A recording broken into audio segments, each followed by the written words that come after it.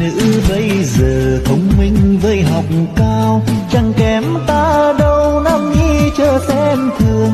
Vẫn dịu hiền xinh đẹp như là cô Tâm của thời hiện đại, nữ này làm thay đàn ông. Người ơi,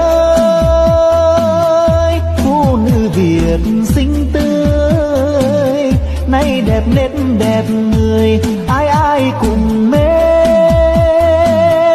Phụ nữ quê hương và chiếc áo dài, duyên dáng thướt tha.